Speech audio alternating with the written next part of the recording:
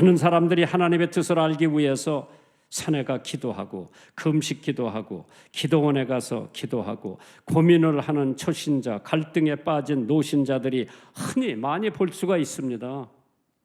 그런데 마가복음 3장 35절에 누구든지 하나님의 뜻대로 하는 자는 내 형제요 내 자매요 모친이라고 했으나 왜 하나님의 뜻을 먼 데 가서 찾으려고 합니까? 왜 하나님의 뜻을 어렵게 찾으려고 하느냐?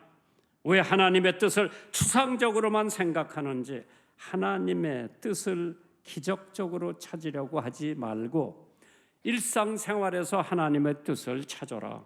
예수님께서 말씀하시기를 내 뜻대로 마옵시고 아버지의 뜻대로 하옵소서 겟세마네 동산에서 기도하신 기도예요. 톨스토이가 말하기를 하나님을 생각하는 일이 많으면 많을수록 하나님은 더 많이 그들을 도우신다고 그랬지. 잠언 3장 5절 이하에 보면 너는 마음을 다하여 여호와를 의뢰하고 내 명철을 의지하지 말라. 너는 범사에 그를 인정하라. 그리하면 내 길을 지도하시리라. 내 길을 지도해 주신 분은 하나님이요. 하나님의 뜻을 찾고 있던 저에게 하나님께서 당신의 길을 나에게 보여주신 거예요. 1959년 배 타고 우리 사람 데리고 한국에 돌아왔을 때 내가 6.25 때 미국 갈 때나 미국서 공부 마치고 돌아올 때나 한국 생활은 비슷하더라고. 우리 국민소득 68불이요. 못 살았어요. 로마 황제가 말하기를 만일 하나님이 계시면 죽는 것도 좋고 안 계시면 사는 것도 슬프다고 했습니다. 즉 인생의 희비는 하나님의 뜻에 달렸다고 믿으시면 아멘 하시기 바랍니다. 어떤 목사님 한 분이 대단히 영리한 어린아이한테 하나님이 어딘 것을 대답해주면 이 귤 한 개를 줄게. 그 어린아이가 목사님한테 하나님이 어디 안 계신 것을 저한테 얘기하면 귤 2개를 드릴게요. 6살 먹은 애가 똑똑해. 걔는 조직신학도 공부 안 하는 애예요. 하나님이 어디 계신가? 시편 139편에 내가 새벽에 날개를 치며 바다 끝에 가서 거할지라도 거기도 하나님이 계시다. 내가 혹시 말하기를 흑암에 정녕 나를 덮고 나를 두른 빛이 밤이 되더라도 주께서 흑암이 숨기지 못하며 밤이 낮과 같이 비춘다 그랬어요. 내가 어디 가든지 하나님의 눈동자는 나와 함께 하신다. 오늘 성경 본문에 있는 말씀을 보실 것 같으면 4가지가 하나님의 뜻대로 하라고 하는 말씀이 나옵니다. 첫째, 선을 쫓는 것이 하나님의 뜻이라고 그랬어. 선을 쫓는 것이 하나님의 뜻이라. 2번째, 기뻐하는 것이 하나님의 뜻이라고 그랬어. 3번째, 쉬지 말고 기도하는 것이 하나님의 뜻이라고 그랬어요. 4번째, 범사에 감사하는 것이 하나님의 뜻이라고 그랬어. 쉽죠? 하나님의 뜻. 왜 먼 데 가서 찾으려고 그래요? 하나님의 말씀 안에 하나님의 뜻이 다 들어있기 때문에 나는 그 말씀을 실행하고 옮기면 돼요. 데살로니가전서 5장 15절이요. 삼가 누가 누구에게든지 악으로 악을 갚지 말게 하고 오직 피차 대하든지 모든 사람을 대하든지 항상 뭐라고 그랬어요? 선을 쫓아라.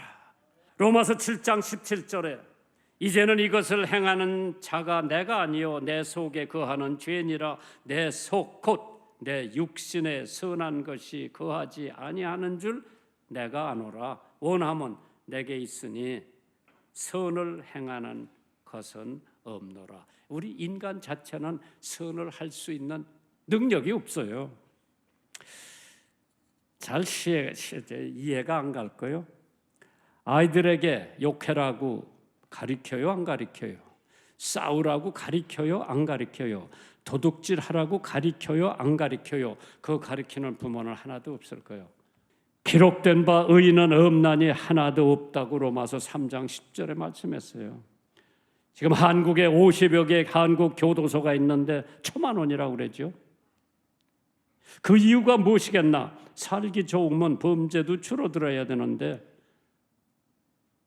참 이상하죠. 왜 그렇게 사람들이 감옥소에 가야 할까? 장발장, 감옥에서 나와서 배가 고파 배를 웅크리고 먹을 것을 구하기 위해서 헤매다가 어느 누군도 반가이 영접해 주는 사람이 없었어요. 왜? 재소자라고. 추운 날에 이곳저곳 다니다가 외딴 곳에 십자가가 붙어 있는 걸 하나 보고 예배당에 들어간다는데, 들어간 곳이 성당이에요. 신부님은 제사자라고 하는 것을 알면서도 따뜻하게 맞아주고 신부님의 집으로 데려다가 따뜻한 음식과 푹신한 침대에 잠을 재워 주었습니다. 새벽에 사람들이 깨기 전에 잔발장이 일어나서 내일 먹을 것을 걱정한 나머지 그 신부님 집에서 값비싼 은접시 훔쳐서 포자기에 싸가지고 도망을 치다가 경찰에 붙잡혀서 다시 신부님 댁에 와서 이 도둑놈을 잡았는데 어떻게 하시겠습니까? 신부님이 웬만한 사람 같으면 이 못된 녀석아 은혜도 모르는 놈아 하고 야단을 쳤을 텐데 신부님이 뭐라고 얘기하는 거 아니에요? 그 은쟁반은 제가 줬습니다. 선물로 줬습니다. 은촛대도 주었는데 이건 놔두고 그냥 갔네요. 은촛대마저 가져가세요 하면서 은촛대를 주니 순경이 어리둥절하면서 그대로 돌아갔다고 합니다. 잔발장은 신부님의 사랑에 감격을 받아 무릎을 꿇고 신부님 죄송합니다. 이 못된 놈을 용서해 주십시오. 회개하면서 덕망 있는 사람으로 변했다고 하는 얘기가 있습니다. 주는 것이 받는 것보다 복되도다. 선의 기준이 뭐냐? 나한테 물어보면 사랑이에요. 내 이웃을 내 몸과 같이 사랑하라. 그러면 선을 행할 수가 있는 거죠.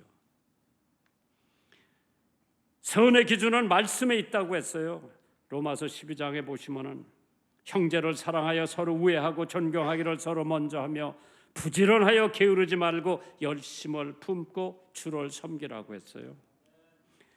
코로나 기간 중에 2021년 어느 12월 대구 달설구의 한 빌라 4층에 거주하는 소 모 씨가 택배 기사들을 위해 복도에 간식 바구니를 하나 갖다 놓고 음료수 먹을 거를 싸놨어요. 그래서 종이조각 하나에다가 기사님 오늘 수고하시는데 뭐든지 갖고 가서 드세요.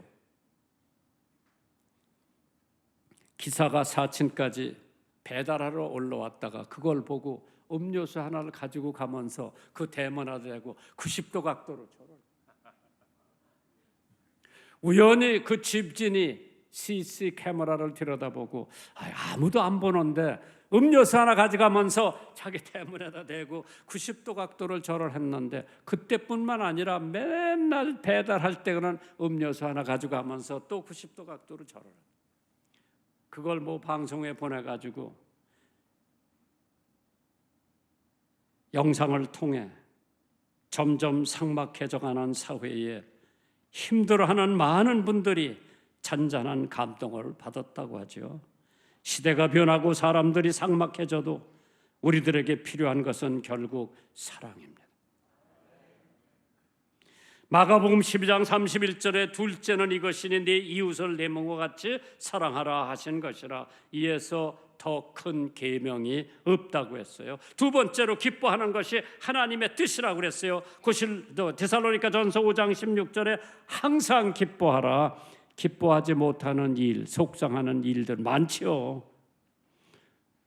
찬송가에 보면 눈을 들어 하늘 보라 어지러운 세상 중에 곳곳마다 상한 영의 탄식 소리 들려온다. 빛을 잃은 사람은 길을 잃고 헤매이며 탕자처럼 기진하니 믿는 자여 어이할꼬. 자녀가 시험에 낙방했을 때 힘들지요. 병고에 시달릴 때 힘듭니다.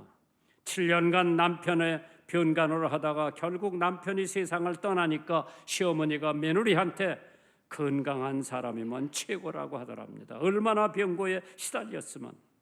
사업의 실패에 걱정이 없을 수가 없죠. 가정 불화 속에서 많은 일들이 일어나고 있는데 이혼 소송, 자녀 가출, 술, 담배, 여자들 때문에 속상해하는 일이 얼마나 많은데 요한복음 16장 33절에 이것을 너에게 이름은 너희로 내 안에서 평안을 누리게 하려 함이니라. 세상에서는 너희가 환난을 당하나 담대하라 내가 세상을 이겼노라. 하나님 말씀 믿으세요. 기뻐할 수 있는 일들이 얼마나 많은지.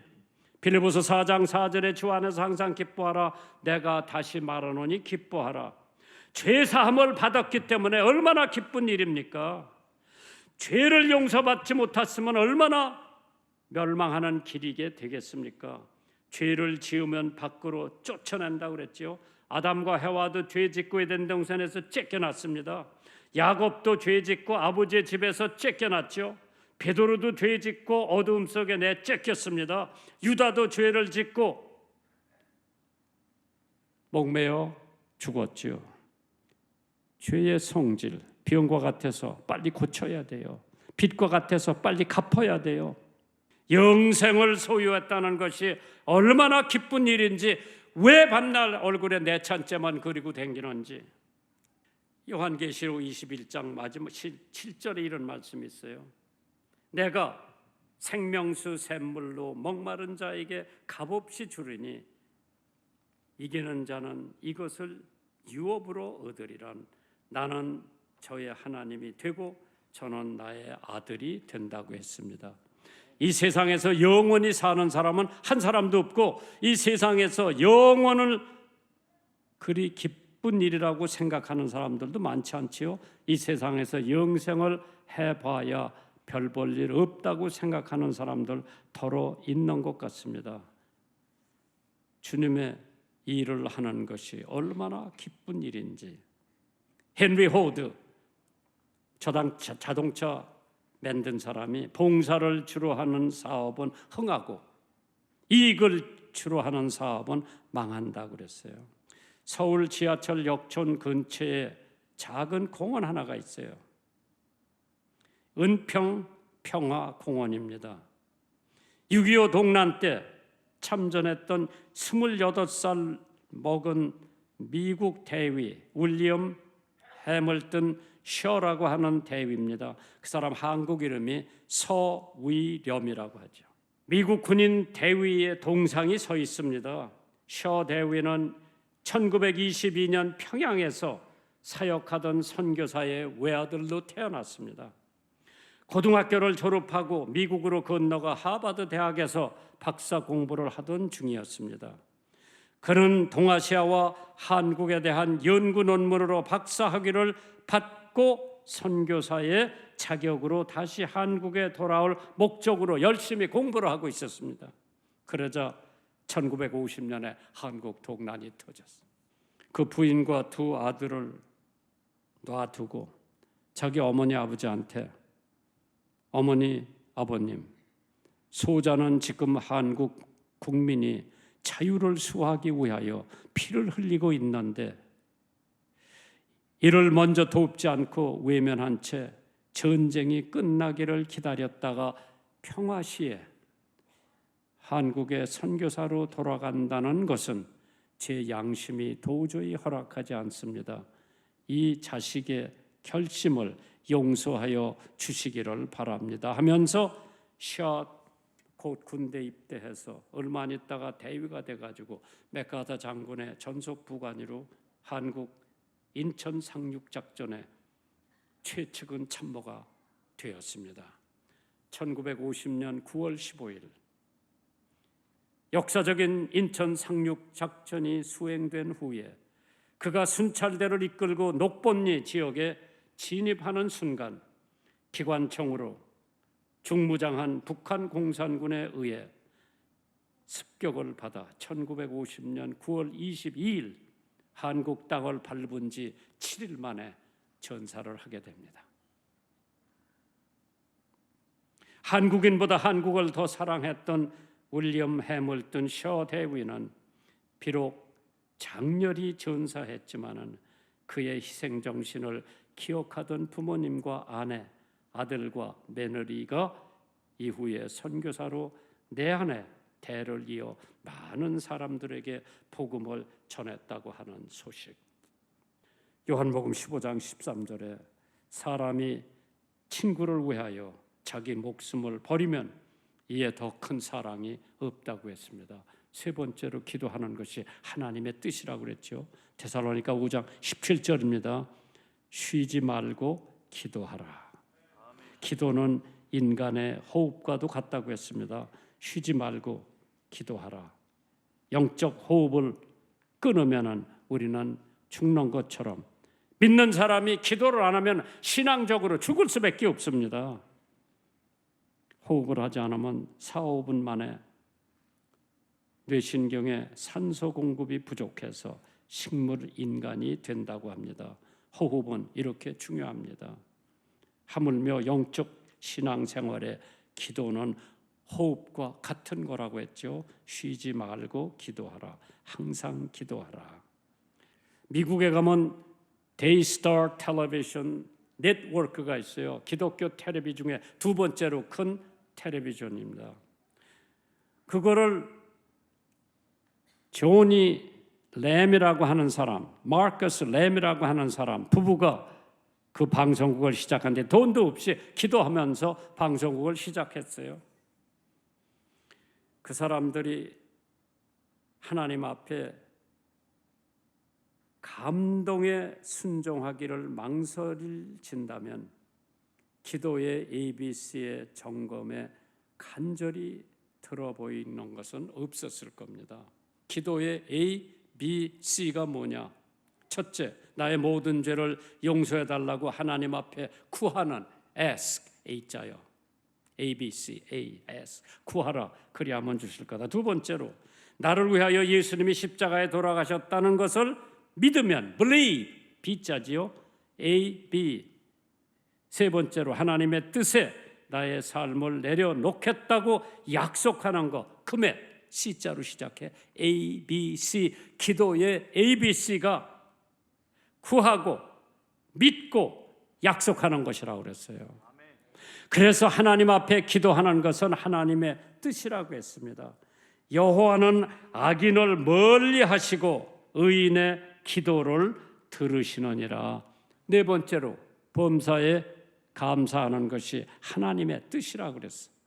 데살로니가전서 5장 18절에 범사에 감사하라. 이는 그리스도 예수 안에서 너희를 향하신 하나님의 뜻이라고 그랬어요.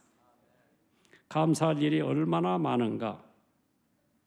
신명기 8장 10절이요.